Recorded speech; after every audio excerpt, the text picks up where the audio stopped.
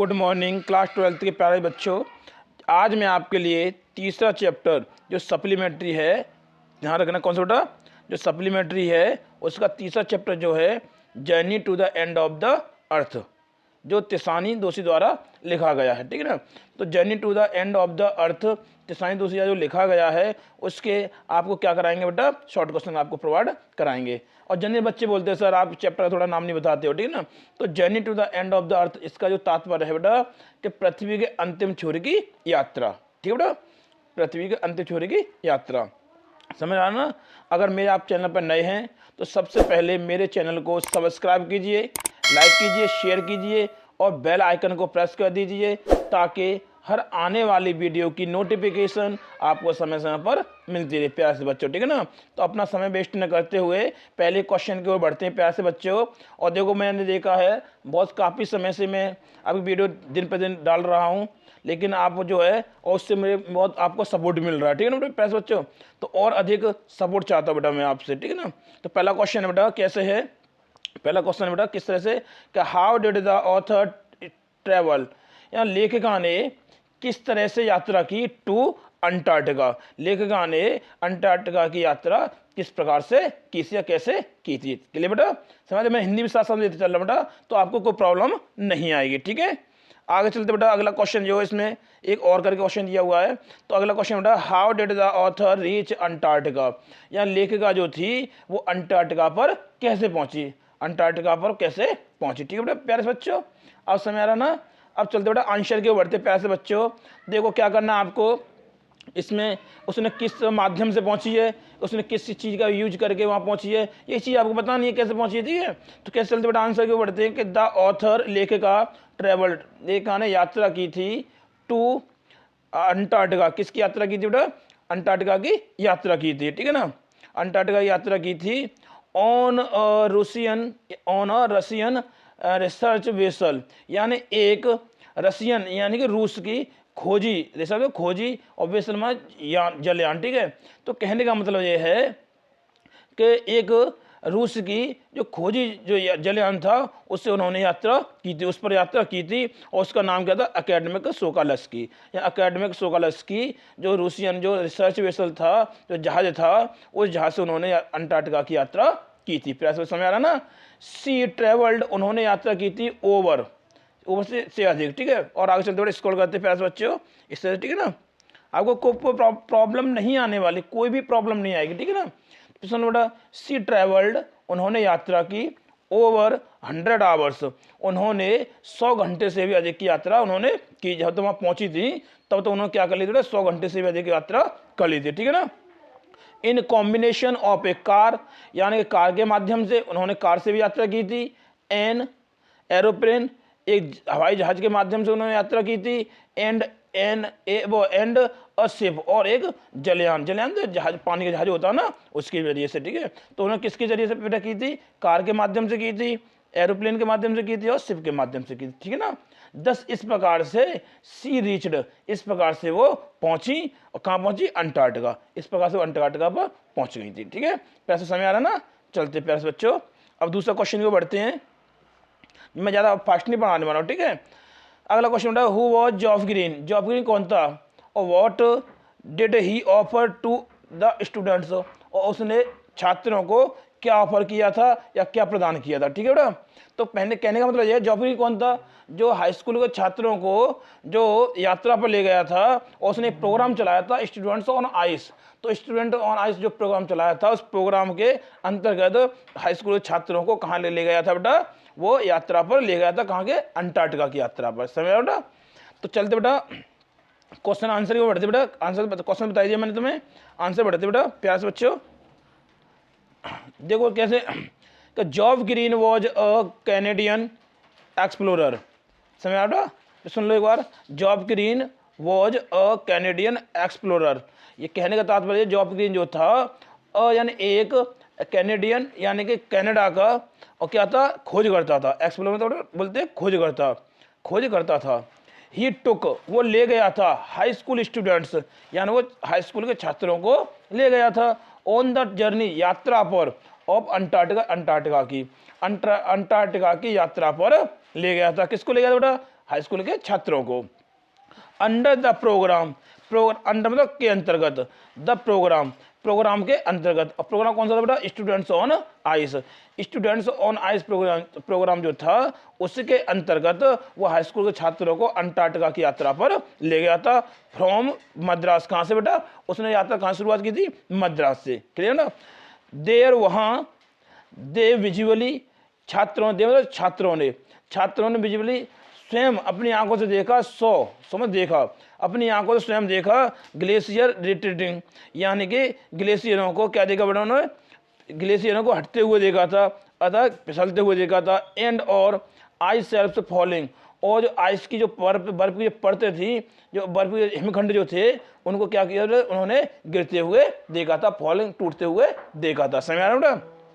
फिर समझ लो यार कि दे उन्होंने, फिर समझ लो बेटा कि देर वहाँ, दे वहाँ उन्होंने विजुअली अपनी स्वयं की आंखों से देखा ग्लेशियरों को, यानी हिमानियों को। ठीक है, हिमानियों को देखा उन्होंने। ग्लेशियर वर्ड समझ लो। ठीक है, आप टेंशन समझ लो, हिंदी में ज़्यादा भगो। ठीक है, तो उन्होंने ग्लेशियरों को देखा था रिट्रेटिंग, यानी कि खिसकते हुए, यार पीछे हटते हुए। ठीक है ना?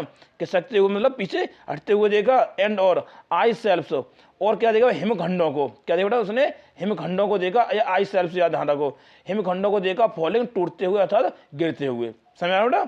अब चलते अगले क्वेश्चन, तीसरे क्वेश्चन को बढ़ते हैं प्यारे से बच्चों, और साथ साथ बेटा लाइक भी करते चलना। ठीक है, आपकी एक लाइक जो है हमें बहुत मोटिवेशन प्रदान करती है बेटा। ठीक है, अगला क्वेश्चन है बेटा कि how did the author feel, लेखिका ने कैसा महसूस किया? व्हेन, जब सी रिचड, जब वो पहुंच गई अंटार्कटिका। कहां पर पहुंच गई बेटा? अंटार्कटिका पर पहुंच गई, तब उसने कैसा महसूस किया। क्लियर? अगला क्वेश्चन बेटा, इसमें देखो एक क्वेश्चन और दिया इसमें कि व्हाट डिड द ऑथर, लेखिका ने किस प्रकार रियलाइज, लेखिका को क्या एहसास हुआ? लेखिका को क्या एहसास हुआ? What did the author realise, लेखिका को क्या एहसास हुआ? रीचिंग, पहुंचकर अंटार्कटिका, अंटार्कटिका पर पहुंचकर उन्हें क्या एहसास हुआ। ठीक है प्यारे बच्चों, समझा ना? अब हिंदी भी आपको साथ साथ मिलती जाएगी बेटा, आप स्क्रीनशॉट ले लें इसका। ठीक है, देखो मैं रोक दे रहा हूँ, आप स्क्रीनशॉट ले लें। ठीक है ना? पैसे समझ आ रहा है ना? अब आगे चलते बढ़ते थोड़ा सा, इसको लेने के बाद अगला क्वेश्चन है, तो अगर बेटा देंगे तो इस प्रकार से देखते हैं। ठीक है, तो कैसा क्वेश्चन बेटा? What wonders did the author realise, लेखिका ने किन आश्चर्यों का आवास हुआ, या लेखा किन आश्चर्यों का आवास हुआ? व्हेन, जब सी रिचड अंटार्कटिका, जब अंटार्कटिका पर पहुंच गई थी। ठीक है ना? या लेखा जो तिसाइन दोषी जो थी, जब वो अंटार्कटिका पर पहुंच गई थी तो उन्होंने क्या आश्चर्य को महसूस किया, या उन्हें क्या आश्चर्य लगा। ठीक है ना?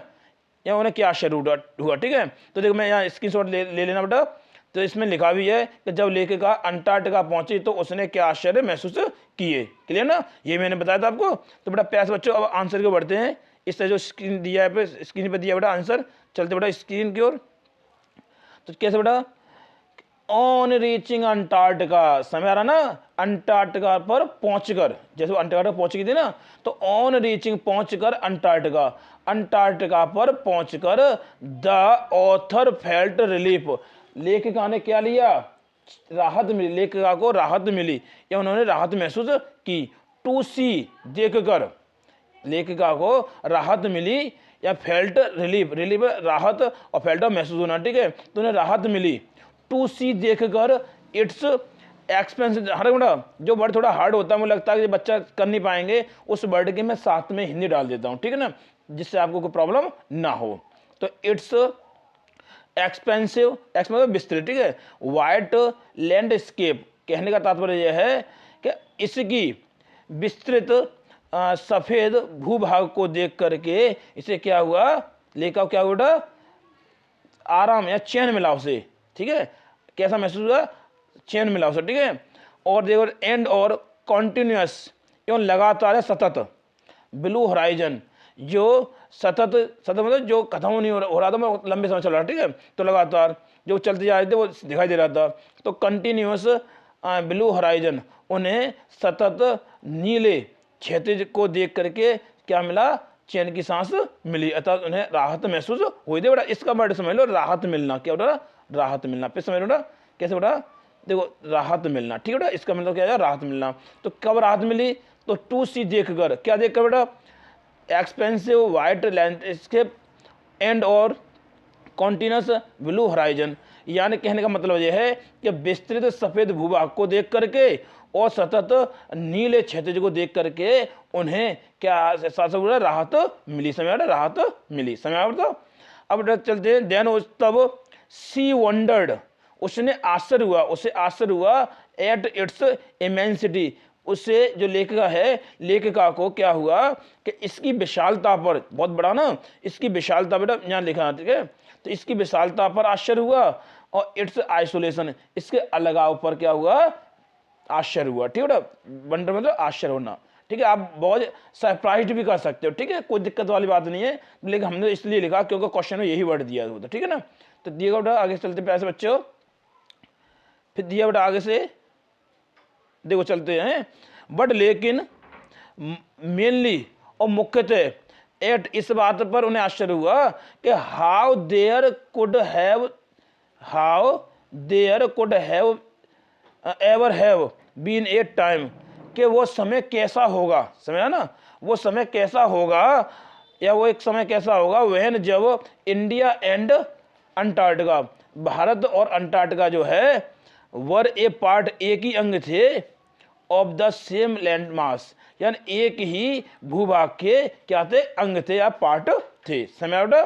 फिर समझ लो कि उसने बोला कि बट लेकिन मेनली मुख्यतः इस बात पर, एट मतलब पर, इस बात पर क्या हुआ, उन्हें आश्चर्य हुआ, वंडर में आश्चर्य हुआ कि हाउ, कि किस प्रकार से there could ever have been, कि किस प्रकार से रहा होगा अ टाइम, यानी एक समय कैसा रहा होगा व्हेन जब इंडिया एंड अंटार्कटिका, भारत और अंटार्कटिका वर थे और पार्ट यानी भाग थे, एक हिस्सा थे of the same land mass, एक ही भूभाग के हिस्सा थे। अब चलते प्यारे बच्चों चौथे क्वेश्चन को बढ़ते हैं, साथ साथ में लाइक करते चलना साथ साथ में।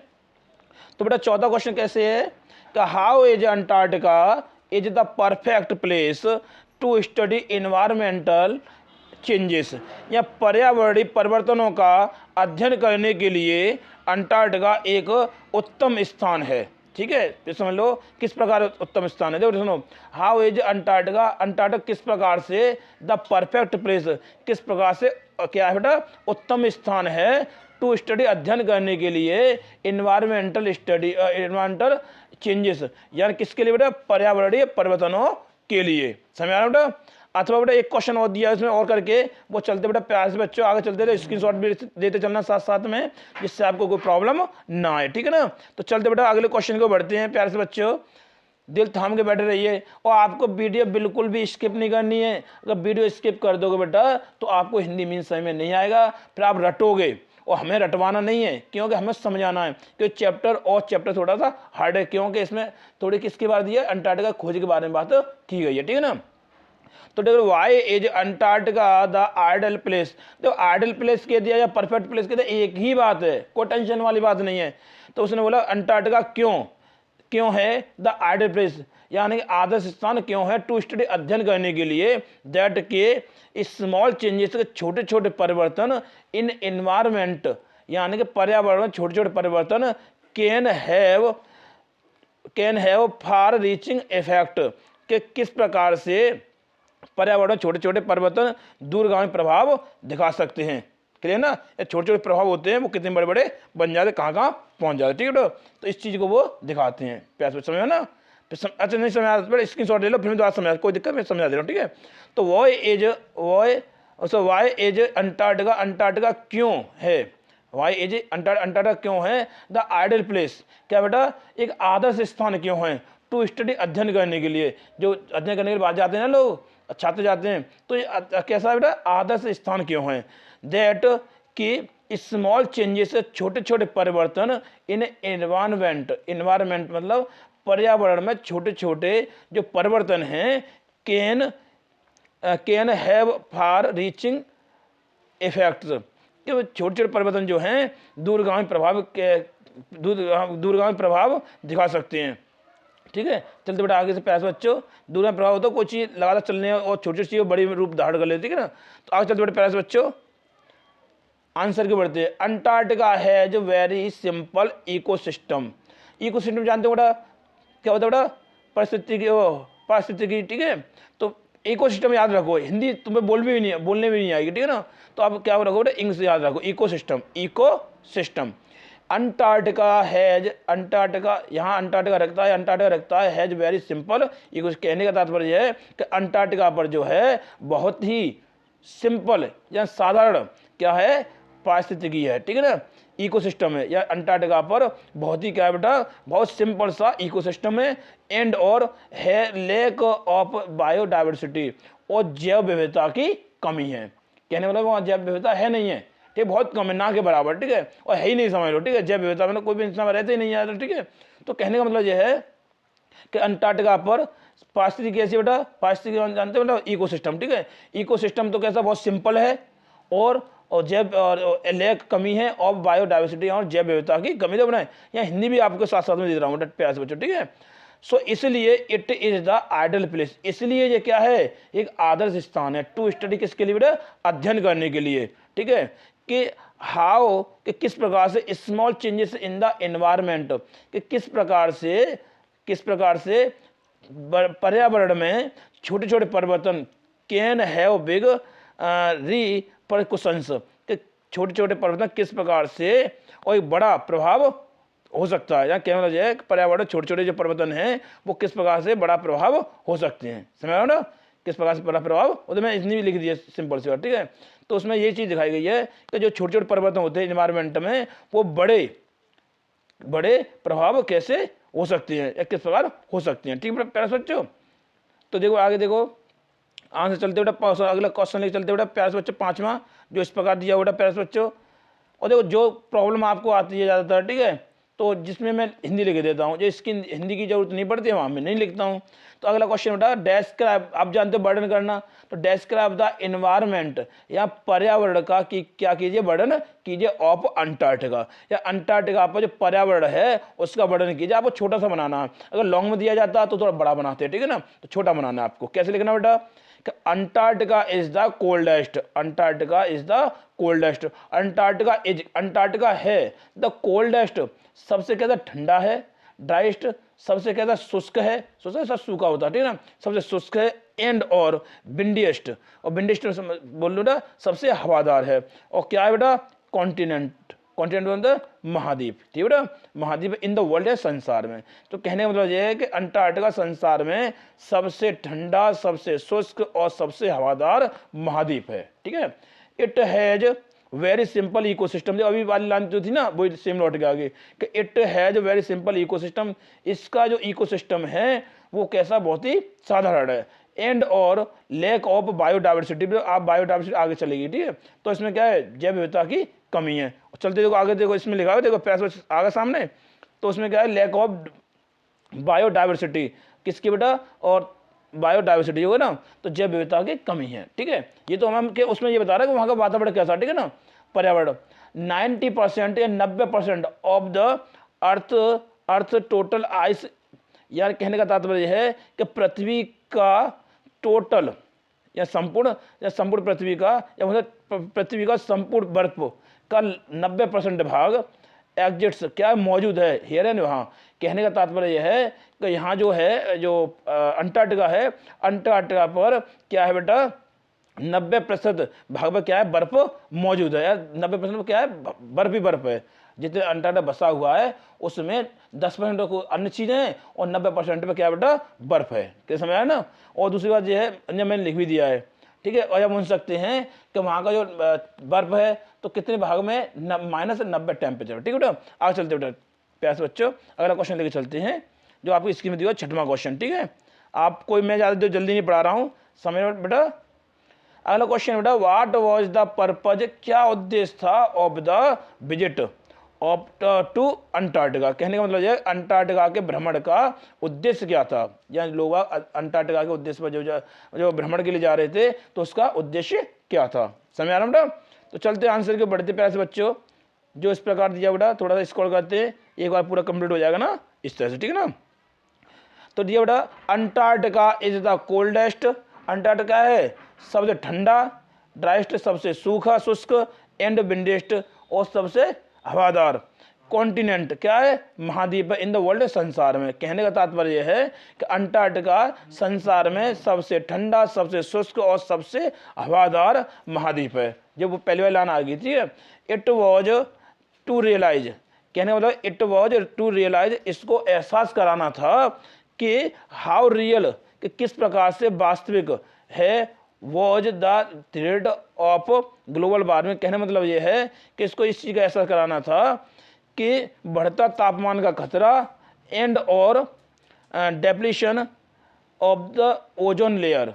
कहने का तात्पर्य बेटा कि ओजोन परत की जो क्षति है, हानि होती जा रही है, और जो ग्लोबल वार्मिंग यानी कि बढ़ता तापमान का जो खतरा है, देखो यहाँ मैंने लिख भी दिया है, ये जो खतरा है वो किस प्रकार से वास्तविक है। तो समझ लो बेटा कि हाउ रियल वॉज, किस प्रकार से वास्तविक है, द थ्रेट, खतरा ऑफ द ग्लोबल वार्मिंग है, बढ़ते तापमान का खतरा किस प्रकार से वास्तविक है, एंड और depletion of the ozone layer, और ओजोन लेयर की जो परत है उसका जो क्षति है, जो हानि होती है, कम होती जा रही है, कि उस प्रकार से कैसे क्या रियल है या वास्तविक है। ठीक है बेटा, पैसा में ना डेप्लीशन बोला बेटा, या मैं हिंदी लिख दिया ह्रास या क्षति। तो ह्रास बोला किसी का यानी कमी होना, ठीक है, कमी होना, कहना तो कमी लिख सकते हैं आप, क्या लिख सकते हो, कमी। तो ओजोन परत की कमी किस प्रकार से वास्तविक है, और बेटा ग्लोबल वार्मिंग जो है उसका खतरा किस तरह से वास्तविक है। ठीक है प्यारे बच्चों, चलते बेटा 7वें क्वेश्चन को बढ़ते हैं जो आपकी स्क्रीन पर दिया हुआ बेटा प्यारे बच्चों। चलो देखते हैं, why has the students on ice program been so successful. कहने का मतलब ये बेटा कि जो प्रोग्राम चला था स्टूडेंट्स ऑन आईएएस, वो किस प्रकार से इतना सक्सेस रहा। ठीक है ना, तो यहाँ हिंदी भी लिखा हुआ है कि स्टूडेंट्स ऑन आईएएस प्रोग्राम, जो स्टूडेंट्स ऑन आईएएस प्रोग्राम इतना सफल क्यों रहा। समय बेटा स्टूडेंट ऑन आईएएस प्रोग्राम इतना क्यों सफल रहा। इसमें बेटा एक और क्वेश्चन दिया हुआ, देखो यहाँ से कि what was the reason of the success of the program students on ice. कहने का मतलब यह है कि स्टूडेंट्स ऑन आईज प्रोग्राम जो था वो सफल होने का क्या कारण था, यानी वो कारण क्या था, वो इतने जल्दी से सफल हो गया था। ठीक है, चलते बेटा पैसे बच्चों आंसर के बढ़ते हैं जो आपके सामने दिया है स्क्रीन पर।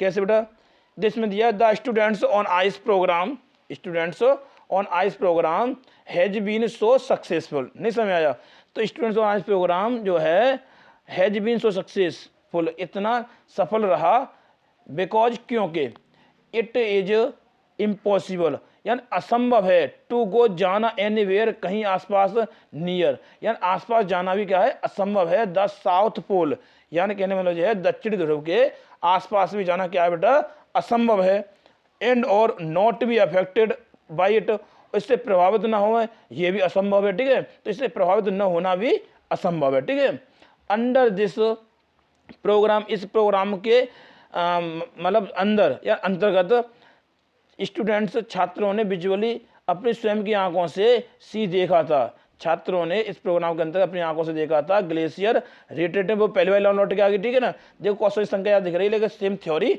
वही लौट के आ रही है। ठीक है ना, तो कहने वाला अंडर दिस प्रोग्राम, इस प्रोग्राम के अंदर या इस प्रोग्राम के अंतर्गत स्टूडेंट्स, छात्रों ने विजुअली स्वयं की आंखों से देखा था, सोमन देखा था ग्लेशियर, किसको, ग्लेशियरों को रिटर्न सकते हुए पीछे हटते हुए देखा था, एंड और आइस शेल्स और हिमखंडों को फॉलिंग गिरते हुए देखा था, टूटते हुए देखा था। ठीक है ना बेटा, अब चलते बेटा आगे क्वेश्चन को बढ़ते हैं, सेम वही आंसर है। अब क्वेश्चन नंबर 8 में चलते बेटा, जो आपकी स्क्रीन पर दिया हुआ है प्यारे बच्चों, किस प्रकार बेटा, the humans have established dominance over nature how.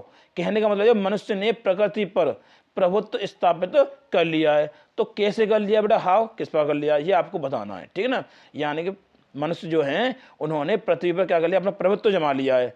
ठीक है, अपना एक तरह से निर्माण कर लिया हर चीज़ पर, तो उन्होंने काबू पा लिया। तो किस तरह प्रभुत्व जमा लिया है ये आपको बताना। ठीक है, अब थोड़ा इसमें एक क्वेश्चन और दिया बेटा अथवा करके, वो चलते आगे लेके चलते प्यारे से बच्चों, जो दिया आपकी स्क्रीन पर बेटा इस तरह से। ठीक है ना, कि in what ways have the humans established dominance over nature.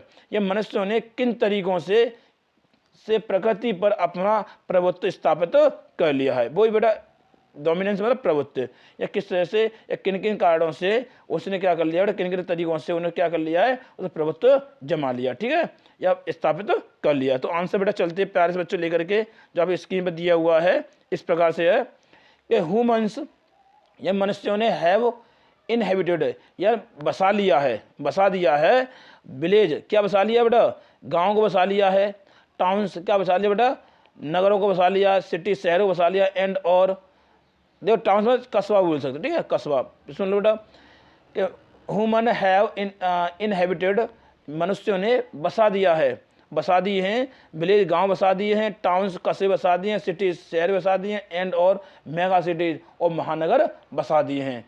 In the process of doing so, ऐसा करने की प्रक्रिया में, समझो देखो डूइंग सो मतलब ऐसा, डूइंग मतलब करना, ऐसा करने की, ये बड़ा ऑफ, प्रक्रिया या द प्रोसेस, इन में ऐसा करने की प्रक्रिया में दे हैव डिस्ट्रॉयड, मनुष्य ने क्या कर दिया है, बर्बाद कर दिया, नष्ट कर दिया है। फॉरेस्ट जंगलों को बर्बाद कर दिया बेटा, माउंटेन्स किसको बर्बाद, पर्वतों को बर्बाद कर दिया है, नष्ट कर दिया, एंड और अदर नेचर प्लेसेस, और अन्य नेचुरल प्लेसेस मतलब समझ लो बेटा, और अन्य जो प्राकृतिक स्थान जो हैं उन सबको बर्बाद अर्थात नष्ट कर दिया है। दे आर यूजिंग, वे प्रयोग कर रहे हैं, उपयोग कर रहे हैं, नेचुरल रिसोर्सेस यानी कि वे प्राकृतिक संसाधनों का प्रयोग कर रहे हैं, एट देयर विल, अपनी इच्छा से, अपनी मन मर्जी से, वे अपनी मन मर्जी से क्या कर रहे हैं बेटा, प्राकृतिक संसाधनों का क्या कर रहे हैं, उपयोग कर रहे हैं, रिसोर्स में संसाधन, ठीक है ना, नेचुरल प्राकृतिक यूजिंग प्रयोग कर रहे हैं, दे आर यूजिंग, वे प्रयोग कर रहे हैं नेचुरल रिसोर्सेस या प्राकृतिक संसाधनों का, एट देयर विल्स, अपनी मन मर्जी से, अपनी मर्जी से, ठीक है।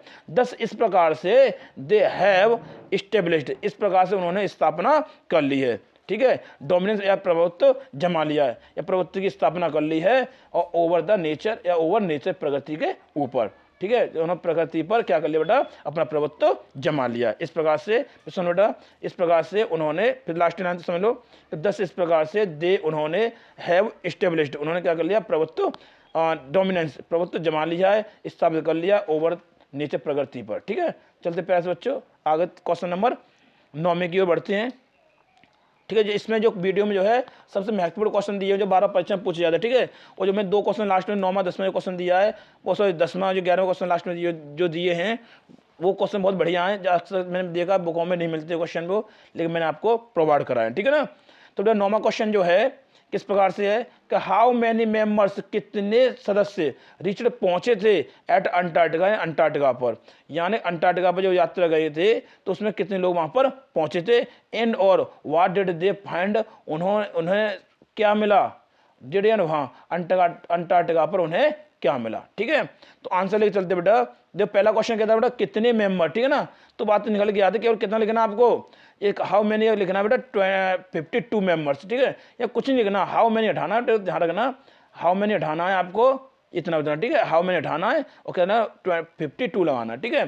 तो 52 मेंबर्स रिचड, यानी कि 52 मेंबर्स रिच पहुंचे थे एट अंटार्कटिका, सेम क्वेश्चन है बिल्कुल, उससे कुछ नहीं करना आपको, क्या कहता बेटा 52 मेंबर्स वहां पर पहुंचे थे। अगला इसमें ये क्वेश्चन दिया है बेटा कि what did they find there, उन्हें वहां क्या मिला, तो देखो क्या क्या मिला वो देखते चलो कि दे फाउंड उन्हें मिला मिली मीटर, ठीक है, 1 मीटर क्या मिली, मोटी आइस, बर्फ की पैक, कहने मतलब यह है कि 1 मीटर मोटी, ठीक है ना, बर्फ की क्या मिली, चादर मिली, ठीक है ना, या बर्फ मिली थी, ठीक है ना, अंडर देयर फीट, अपने पैरों के नीचे, जो खड़े थे तो उनके पैरों के नीचे 1 मीटर मोटी जो बर्फ जो थी उसकी क्या थी, परत उन्हें मिली, चादर मिली, ठीक है ना, परत पैर परत, ठीक है, यहाँ समझ लो, ठीक है। बिलो इट, और उसके नीचे वॉज सल्ट वाटर, या लबड़ी जल, जो नमकीन पानी होता ना उसे क्या बोलते हैं, लबड़ी जल बोला जाता, ठीक है। तो उसके नीचे जो लबड़ी जल जो था वो व्याप्त था, अर्थात उसके नीचे क्या था, उफान ले रहा था, जो नमकीन पानी जो था उफान ले रहा था, वेयर, जहाँ भी, उस जगह पर क्या होता है, जहाँ वेयर एनिमल्स, जहाँ पर जो जानवर हैं, जीव जंतु जो है बेटा, जानवर वर क्या कर रहे थे, लिविंग, और आगे चलते बेटा प्यारे से बच्चों किस तरह से स्क्रॉल करते हैं, देखो इस तरह से, ठीक है ना, वेयर जहाँ एनिमल्स, जहाँ जानवर, ठीक है ना, जीव बोल सकते हैं, जहाँ पर भी जीव वर लिविंग रह रहे थे, एंड ब्रीथिंग सांस ले रहे थे, उस जगह पर क्या कर रहे थे, जो जीव जो थे जानवर जो थे वो क्या कर रहे थे बेटा, जो जीव का मतलब तात्पर्य यहाँ किससे बेटा, जो जंगल में जीव रहते हैं ना, सॉरी पानी में जीव रहते हैं ना, वो पानी वाले जीव जो थे वो क्या कर रहे थे, वहाँ पर रह रहे थे एंड ब्रीथिंग, सांस ले रहे थे। समझ आ रहा ना, नहीं समझ बेटा, दोबारा देखते हो कि बिलो इट, इसके नीचे, इट वाज सल्ट, वो सल्ट वाटर, यहाँ पानी जो था वो क्या ले उफान ले रहा था, लबड़ी जो था वो क्या ले रहा था, उफान ले रहा था। वह वहाँ पर भी क्या होता है, जहाँ एनिमल्स, जो समुद्र के जो एनिमल्स होते हैं, समुद्र के जीव होते हैं, वो भी क्या कर रहे थे, वर लिव रह रहे थे, एंड ऑफ ब्रीथिंग, सांस ले रहे थे। इन द पेरीफेरी, पेरीफेरी होता है बेटा एक सतह होती है, ठीक है ना, क्या बोले परिधि बोलते हैं, ठीक है, सतह या परिधि बोलते हैं, ठीक है। तो इन द पेरीफेरी क्रेविटर्स सील्स, एक होता है बेटा केकड़ा खाने वाला, जो जो जंगली जीव होते हैं ना उनको खाने वाला एक होता है सील होती है, ठीक है। सील होता है मतलब एक बड़े आकार की एक जानवर होता है, स्तनधारी जानवर होता है, उसको क्या बोलते हैं, सील्स बोला जाता है, ठीक है ना। तो कहने का तात्पर्य बेटा कि इन द पेरीफेरी क्रेविटर्स सील, यानी कि सतह पर और क्या थे, क्रेविटर्स थे, ठीक है ना, केकड़ा खाने वाले सील थे, ठीक है। वर स्ट्रेचिंग, क्या करते थे, ओंग रहे थे, अर्थात ओंग रहे थे, वहाँ डले हुए थे, ठीक है, लेटे हुए थे। एंड और सनिंग, शनिंग मतलब बोल सकते बेटा, और धूप ले रहे थे, या अपने आप को सेक रहे थे, ठीक है, धूप ले रहे थे, सेक रहे थे। देमसेल्फ, अपने आप को, on the seat of ice, या बर्फ की जो चादर थी, बर्फ की चादर पर वे लेटे हुए थे और क्या कर रहे थे, मतलब सामने क्या कर रहे थे, सूरज की प्रकाश ले रहा था, धूप ले रहे थे। लाइक की तरह स्ट्रे डॉग, जो आवारा कुत्ते होते हैं ना, आवारा कुत्ते की तरह, under the shade of a banyan tree. कहने का मतलब ये है कि बैनियन जो ट्री है उसके नीचे, ठीक है, और क्या कर रहे थे, वो क्या कर रहे थे बेटा, आराम कर रहे थे, अर्थात लेटे हुए थे। जैसे लेटे हुए थे ना, देखो मैंने वर्ड थोड़ा कम कर दिया, इसमें वैसे बिल डू लिखा था, ठीक है, मैं जानबूझ के नहीं लिखा, ऐसा मैं सोचा गलत है, ठीक है ना। तो क्या चलते बेटा, चलते आगे से पढ़ते हैं, 10वें क्वेश्चन को पढ़ते प्यारे बच्चों, नहीं समझ, अच्छा ठीक है, दोबारा से देखते रहे। देखो बेटा कैसे बेटा, यहाँ दिखा है कि लाइक की तरह स्ट्रे डॉग्स, यानी कि जो आवारा कुत्ते होते हैं उनकी तरह, अंडर द शेड, यहाँ छाया के नीचे, ऑफ ए बैनियन ट्री, यहाँ बरगद के पेड़ की छाया के नीचे, और जैसे जो कुत्ते डले रहते हैं, आवारा कुत्ते डले रहते हैं, उस तरह से वो बर्फ की चादर पर क्या कर रहे थे बेटा, सेक रहे थे, अपने आप डाले हुए लेटे हुए थे और सेक रहे थे, अपने आप धूप ले रहे थे, ठीक है ना। अब चलते बेटा क्वेश्चन नंबर 10 की ओर बढ़ते हैं। तो किस तरह बेटा 10वां क्वेश्चन है, इस तरह से है कि व्हाट इज द फोटोसिंथेसिस, या प्रकाश संश्लेषण क्या है। तो आंसर चलते बेटा कि the process by which green, या वो प्रक्रिया बाय विच, जिसके द्वारा ग्रीन प्लांट्स, हरे पौधों को, या वो प्रक्रिया जिसके द्वारा हरे पौधे turn carbon dioxide and water into food using energy from sunlight. कहने का तात्पर्य बेटा, चलते थोड़ा सा आगे स्क्रॉल करते बेटा, कट रहा है इसमें, तो क्या करेंगे, इस तरह से करेंगे बेटा कि द प्रोसेस बाय विच, यानी वो प्रक्रिया जिससे ग्रीन प्लांट्स, यानी जिसके द्वारा हरे पौधे turn carbon dioxide and water into food using energy from sunlight is called photosynthesis. कहने का तात्पर्य बेटा कि वह प्रक्रिया जिसके द्वारा हरे पौधे सूर्य के प्रकाश से ऊर्जा का उपयोग करके कार्बन डाइऑक्साइड और पानी को भोजन में तब्दील कर देते हैं, बदल देते हैं, वही प्रक्रिया क्या कहलाती है, प्रकाश संश्लेषण कहलाती है, ठीक है ना। फिर समझ बेटा कि द प्रोसेस, वो प्रोसेस या वो प्रक्रिया बाय विच, जिसके माध्यम से, जिसके द्वारा ग्रीन प्लांट्स, हरे भरे पौधे, ठीक है, टर्न बदल देते हैं, याद है मतलब बदलते हैं, टर्न बेटा, और इनटू मतलब बदलना, ठीक है, बदल लेते हैं, और किसको बदल लेते हैं कि कार्बन डाइऑक्साइड एंड वाटर, पानी, कार्बन डाइऑक्साइड को और पानी को बदल देते हैं, इनटू फूड, या भोजन बदल देते हैं, यूजिंग उपयोग करके एनर्जी यानी ऊर्जा लेकर के फ्रॉम सनलाइट, यहाँ प्रकाश जो सूर्य है, सूर्य से ऊर्जा लेकर के उपयोग करके वो पानी को और कार्बन डाइऑक्साइड को भोजन में बदल देते हैं, और इज कॉल्ड फोटोसिंथेसिस, इसी को क्या कहा जाता है कि प्रकाश संश्लेषण कहा जाता है, ठीक है। अब चलते बेटा आगे, चलते क्वेश्चन नंबर अगले 11वें की ओर, जो इस प्रकार से बेटा देखो, व्हाट आर फाइटोप्लैंक्टन, ठीक है, व्हाट आर फाइटोप्लैंक्टन, क्या या फाइटोप्लैंक्टन क्या है, और बेटा आगे हाउ आर दे इम्पोर्टेंट, ये किस प्रकार महत्वपूर्ण है टू द इकोसिस्टम, किसके लिए बेटा, यानी इकोसिस्टम के लिए, पारिस्थितिकी के लिए किस तरह से क्या है बेटा इंपॉर्टेंट है, महत्वपूर्ण है। ठीक है, तो आंसर है बेटा, तो मैं थोड़ा सा आपको स्क्रॉल करके बता रहा हूँ, थोड़ा सा इसमें आपको हिंदी मिलेगी साथ में, तो हिंदी नहीं मिल रही तो ठीक, कोई बात नहीं है, मैं आपको बढ़िया अच्छी तरह से पढ़ा दूंगा, इसमें डाल नहीं पाइए, ठीक है ना। तो चलते बेटा प्यार से बच्चों लेकर के, वॉट आर सॉरी फाइटोप्लैंक्टन्स या phytoplanktons are microscopic single celled grasses of the sea. कहने का मतलब है फाइटोप्लैंक्टन्स आर माइक्रो सिंगल, कहने का तात्पर्य बेटा कि फाइटोप्लैंक्टन आर होते हैं माइक्रो मतलब सूक्ष्म, सिंगल मान एकल एकीय, और सेल्ड कोशिका, और ग्रासेस में घास, ऑफ द सी यानी कि समुद्र की। तो फाइटोप्लैंक्टन समुद्र की एक कोशिकीय सूक्ष्म घासें होती हैं, घास होती है। ठीक है, फिर सुन लो बेटा, फाइटोप्लैंक्टन सूक्ष्म सिंगल या सिंगल एक कोशिकीय घास होती हैं ऑफ द सी यानी समुद्र की। तो फाइटोप्लैंक्टन समुद्र की एक कोशिकीय सूक्ष्म घासें होती हैं। एंड और यूज और उपयोग करते हैं द सन्स एनर्जी, और सूर्य की ऊर्जा को क्या करते हैं, उपयोग करते हैं। With the process of photosynthesis, यानी कि प्रकाश संश्लेषण की प्रक्रिया से, दे सप्लाई वे सप्लाई करते हैं, प्रोवाइड कराते हैं, फूड या भोजन, वे क्या करते हैं बेटा भोजन को प्रोवाइड कराते हैं, सप्लाई करते हैं। ठीक है, थोड़ा स्क्रॉल करते बेटा लेके चलते हैं प्यारे बच्चों, फिर सुन ले एक बार, दे सप्लाई वे सप्लाई करते हैं, फूड या भोजन सप्लाई करते हैं, एंड और ऑक्सीजन क्या करते हैं बेटा भोजन और ऑक्सीजन सप्लाई करते हैं, फॉर के लिए ऑल द मैरिन एनिमल्स, या सभी समुद्री बेटा मैरिन मतलब क्या होता है बेटा समुद्री जो जंतु होते हैं उनके लिए भोजन और ऑक्सीजन प्रदान करते हैं।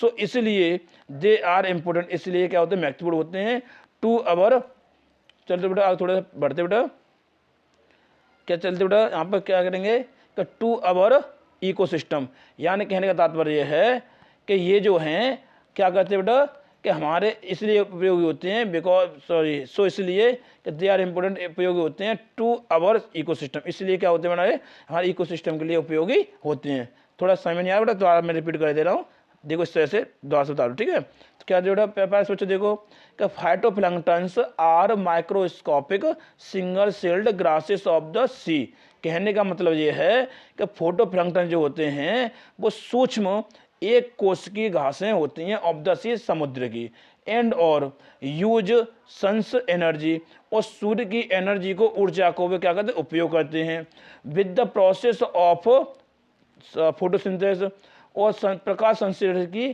प्रक्रिया से दे सप्लाई वे सप्लाई करते हैं प्रदान करते हैं पूरे भोजन एंड ऑक्सीजन, जब आगे चलते बेटा भोजन और ऑक्सीजन को प्रोवाइड करते हैं सप्लाई करते हैं। ठीक है प्यारे बच्चों, देखो ऑक्सीजन प्रोवाइड करते हैं for all the marine animals, किसके लिए समुद्री जीवों के लिए, ऑफ द सी समुद्र के जीवों के लिए क्या करते हैं वो क्या करते हैं भोजन और ऑक्सीजन सप्लाई करते हैं। सो इसलिए दे आर इम्पोर्टेंट, इसलिए ये क्या होते हैं महत्वपूर्ण होते हैं टू अवर इकोसिस्टम, हमारे इकोसिस्टम के लिए इसलिए महत्वपूर्ण होते हैं। ठीक है, तो आई होप मैं समझता हूँ बेटा प्यारे से बच्चों कि आपको मेरी वीडियो अच्छी तरह पसंद आई होगी।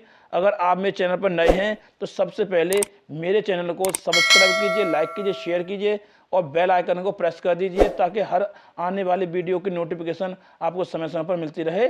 धन्यवाद।